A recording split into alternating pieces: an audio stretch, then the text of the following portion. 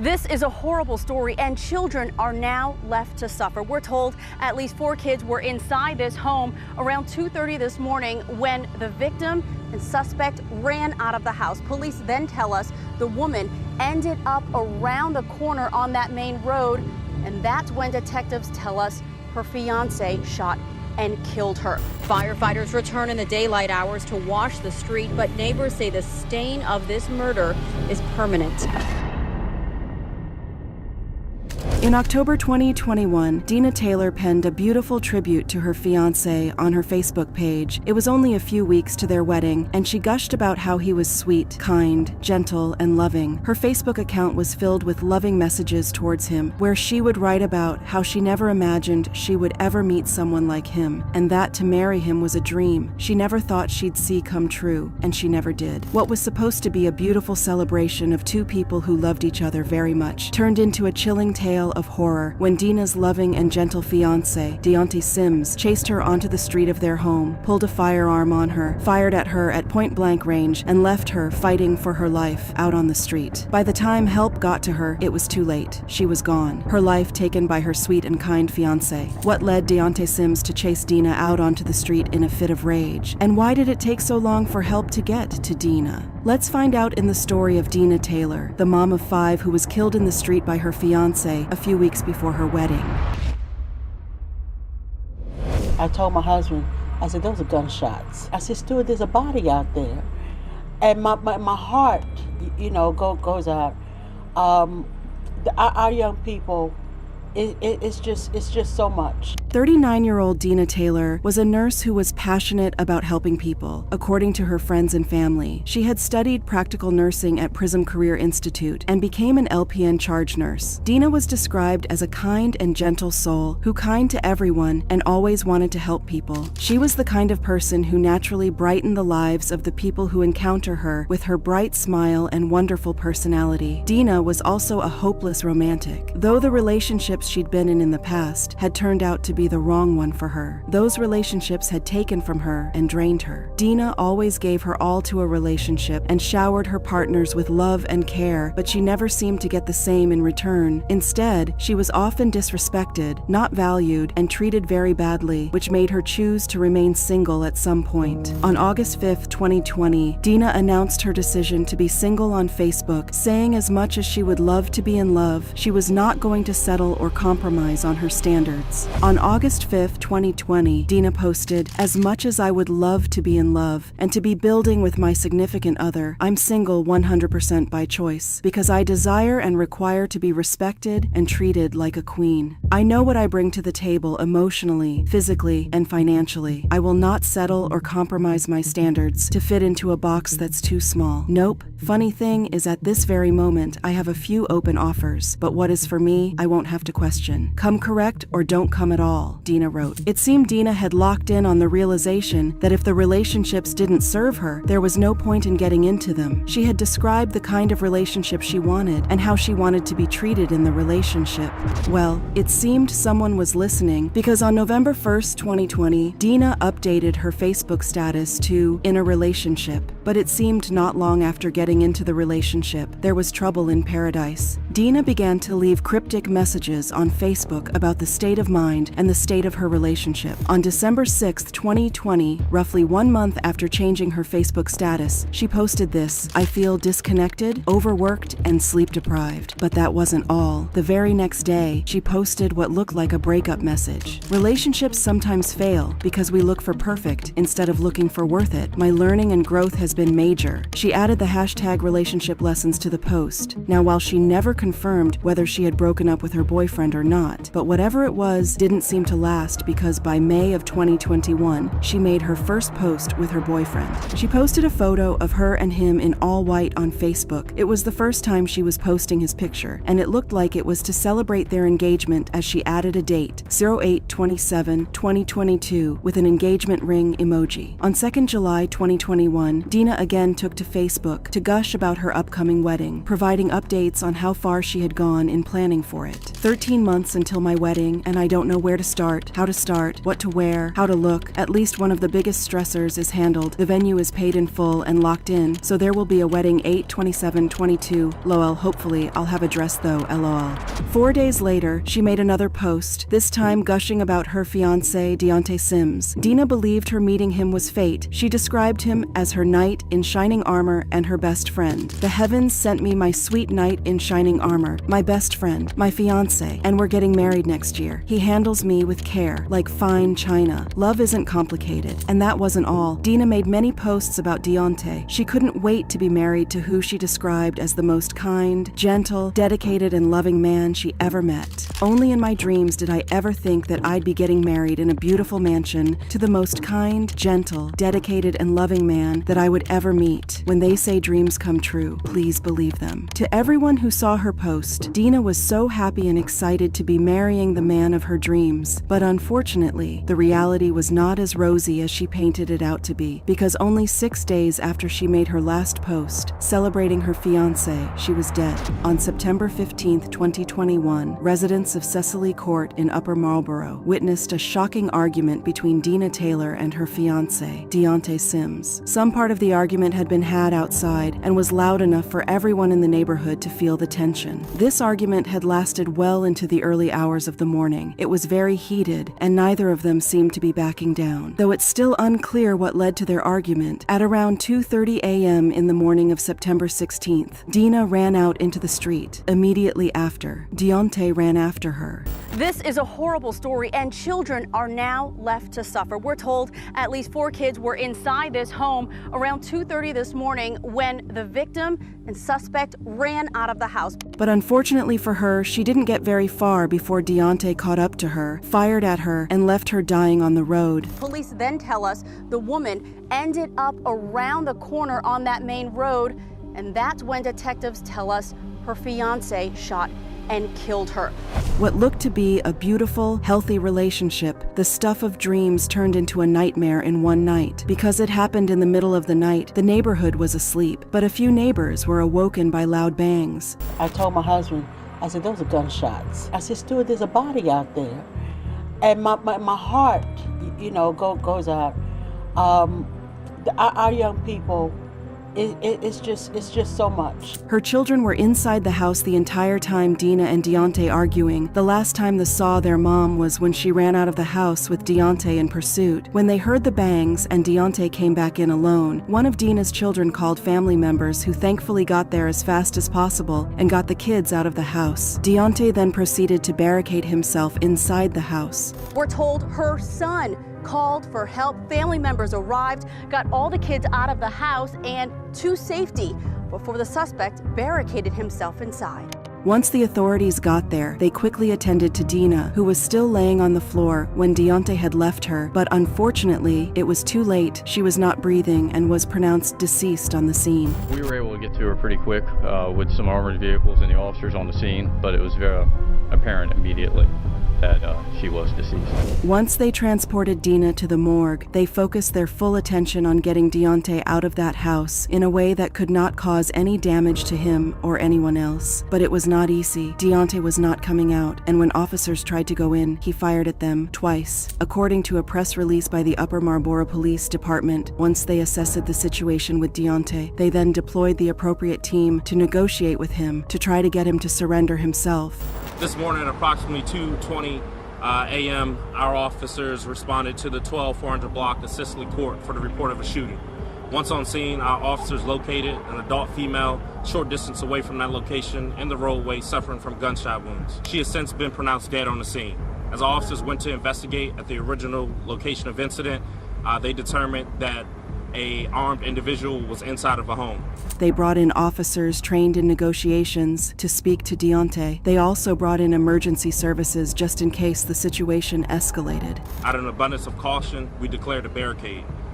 Our conflict negotiators and our emergency services team responded to the location. After 5 hours of negotiation, trying out different tactics to try to get Deontay to turn himself in, he finally came out of his home and surrendered to the arrest. Through the course of their negotiations, our suspect in this case has successfully surrendered and has been taken into custody. Police say an armed man inside this home on Cecily Court in Upper Marlboro finally surrendered nearly 5 hours after they say he shot and killed his fiancée about a block away.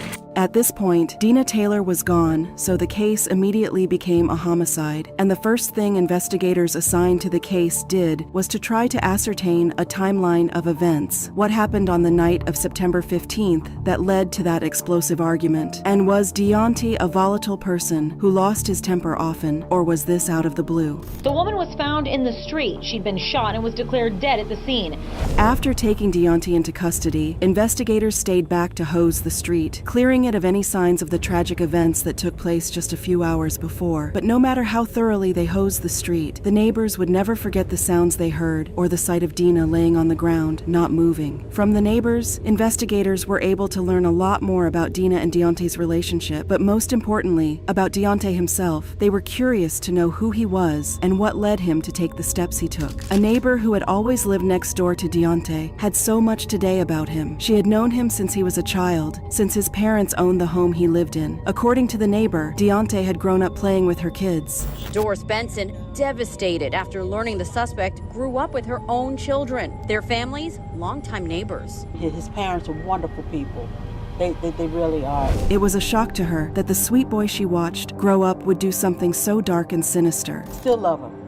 I hate that it came to that. I don't know why it came to that, but they're just nice people. Other neighbors didn't know Deontay and Dina so well, but they did confirm that their neighborhood was usually quiet, and nothing like that had ever happened before. And it's normally quiet. We don't hear stuff like this. And to her that happened is kind of saying, for me, it's kind of not terrifying, but it's just like really sad. Through their neighbors, officers also discovered a lot about the relationship Dina and Deontay had and how their children fit into that. Police confirmed the suspect and victim were engaged to get married and both had children from previous relationships. Currently, our homicide detectives and our crime scene investigators are on scene working to determine the events leading up to this fatal shooting this morning. What do we know about those events so far that you can say preliminarily about the events that led up to the shooting? Preliminarily, we do believe that this is a domestic-related homicide, and it's still early on in the investigation, so that's the most I can say at this time. The officer also answered a few questions from the media during the press briefing. He answered questions about how Dina ended up on the street, saying they were still putting the pieces of the puzzle together. And how did the woman end up on the street? That we're still looking to figure out exactly what transpired prior to that 911 call coming in this morning. During the press briefing, the officer also said while they knew it was a DV-related tragic event, they didn't know if this was a pattern of behavior that could have been reported by Dina or if Deontay just snapped. Have you been here before? That's still part of the investigation. We will do an address search. Unfortunately, I don't have that information available to me this early on. As far as the relationship between the two, what can you say about what the man and woman's relationship is? That I can't confirm right now. We want to make sure that we interview all involved parties to confirm that, but I can't say it is being investigated as domestic related at this time. They also answered questions about where the call to 911 had been made from, if it had been made from inside the house or away from the house. Did the 911 call come in from the residence where this incident happened or from somewhere else? Preliminarily, I do believe it came from the residence.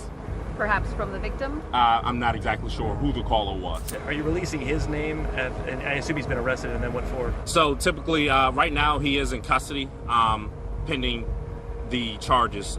We do, as standard in any homicide investigation, we do try to talk to our victims and our suspects in this case. What kind of weapons did this suspect have access to in the home? That is still under investigation. I'm not exactly sure what was used. I can say that we do know there was some type of firearm used this morning, Though at this point, investigators had a pretty good idea of what transpired. They still needed to speak to Deontay to confirm some information before filing charges. Once we talk to the suspect, our detectives will determine the appropriate charges and apply for those with the court commissioner, and then we'll release that information later on in a news release. The officer also revealed that emergency services had gotten there as fast as they could, but they were not allowed to get to Dina, as Deontay had cut off their access to her. It was possible that had they attended to her the moment they got to the scene, she could have survived the ordeal and lived to tell her story. But unfortunately, that did not happen. And it was enough that first responders weren't able to get to the victim? Yes, ma'am. Out of caution, with the active fluid scene, it was determined at that time that it wasn't safe to move directly, and based on the information we had available to us at that time. It's been really tough to know someone that needed you and not be able to get there. Absolutely, it's hard to deal with, but we have to take everyone's safety, the community, even the suspect in this case, safety into consideration. The officer laid out their course of action when they got to the scene, saying officers led the way to clear the scene before allowing emergency services to go to Dina. So typically in incidents like this, when a shooting comes out, the fire department along with the police department are co-dispatch. The way it works is the police department will go in first to ensure the scene is safe for our code responders at the fire department. But because it took a long time to get past Deontay's barricade, they could not reach in time to save her life. This morning, unfortunately, it took some time to stabilize the scene to ensure that it was safe for those first responders to come in. Once that was, of course they came in, but unfortunately our victim was pronounced deceased this morning. Yeah, we're going to exhaust every option. We want peaceful resolutions in these type of situations. We don't want to be quick to just jump in to action to get the incident resolved. So this morning just demonstrates our ability to hold fast and try to resolve a peaceful resolution to bring someone into custody, and that's what our negotiators did this morning. Just this afternoon, we learned the suspect shot and killed his fiancée, and it may have happened in front of children inside that home. Police say the two each have children, but none that they share. After the officers cleared off Cecile Court, the real investigation began, as investigators spoke to friends, family, co-workers, and neighbors of Deontay and Dina, just to establish a timeline of events. Investigators are trying to piece together what happened inside the home that led to the shooting as they gather evidence and interview witnesses. Their main aim was to establish whether or not Deontay Sims was a man who had been putting his fiancée through hell in private, or if he really was the Mr. Nice Guy everyone seemed to portray him as. Domestic violence is always an issue, and it's always something that we're trying to, provide services for. With the pandemic, obviously, that's probably compounded. When speaking to the people who knew him, investigators could not make sense of why Deontay did what he did. Everyone who knew him only had good things to say about him, that coupled with Dina's Facebook posts painted a picture of a perfect gentleman. We are learning more about the man accused of killing his fiancée in Upper Marlboro. Deontay Sims is charged with killing 39-year-old Dina Taylor. But perfect gentlemen don't chase the woman they claim to love, the woman they were planning to get married to in a few short weeks, down the street with a firearm. Everything they learned about Deontay wasn't adding up with his chilling actions on the morning of September 16th. But the only person who could provide clarity in the case, Dina, was gone. She was the only one who could tell everyone if Deontay's Mr. Nice Guy had been an act of if he truly had been a gentleman, but she was gone. While at the police station, Deontay Sims confessed that he had fired at Dina and tried to fire at two other officers. According to investigators, Sims admitted to shooting Taylor and firing at two police officers. They were not hit. With a clean confession and corroboration by Dina's kids who were there that night, Deontay Sims was charged with the murder of his fiancée, Dina Taylor. Deontay was charged with common law murder, attempted first-degree murder, first and second-degree assault, use of a firearm in the commission of a crime of violence, along with other illegal gun-related charges, and 2 enhancements for committing a crime of violence in the presence of a minor. We extend our condolences to the family on the victim that we lost this morning. The state's attorney released a statement of condolence to Dina's family. My heart goes out to the family and loved ones of Ms. Taylor. What happened to this beautiful young woman was very sad and tragic. My job is to seek justice for her and her loved ones, and that is exactly what my office will do on their behalf. Deontay pled guilty to all the charges in a bid to avoid a long and messy trial, and in exchange he received a plea deal. He was sentenced to 55 years in prison, and per his plea agreement, he will spend 5 years of probation upon release. He will also be required to enroll in a batterer's intervention program and undergo drug and alcohol abuse and mental health evaluations. According to the state attorney, though he had taken responsibility for his actions, he still had to pay for it. Though Mr. Sims has taken responsibility for his deplorable actions, he will face severe consequences. What happened to this beautiful young woman was a tragedy, and her entire family remains devastated. Domestic violence is a major problem in our country, and I want everyone everyone to know that we take these cases seriously and we will do everything within our power to hold abusers accountable. 39-year-old Dina Taylor left behind 3 daughters and 2 sons. Her eldest daughter, who lives in Egg Harbor Township, started a GoFundMe page to help pay for her mom's funeral and raise her siblings. Hello everyone, my name is Yamina Triniwell. As most of you may know, my mother, Dina Taylor, lost her life due to domestic violence early Thursday morning. She left behind 5 children, as well as a community of family and friends. We are all mourning the loss of the amazing, beautiful, and gentle woman she was. Any donations will be given directly to the children to assist us during this time. Please continue to pray and support us during this challenging time. She also took to Facebook, an app that her mother loved, and used so much to share a heartfelt message about the loss of Dina Taylor. No words that I say can show anyone how much I love you. You are my heart, soul, diary, #1 supporter, my everything. I love you infinitely in this life and the next. Please watch over me and continue to guide me through this. I love you forever. Hey, thanks for watching. What are your thoughts on this case? Do you know any other similar cases? Let me know in the comments. And before you leave, don't be shy. Give this video a like and subscribe to my channel. See you next time and stay safe.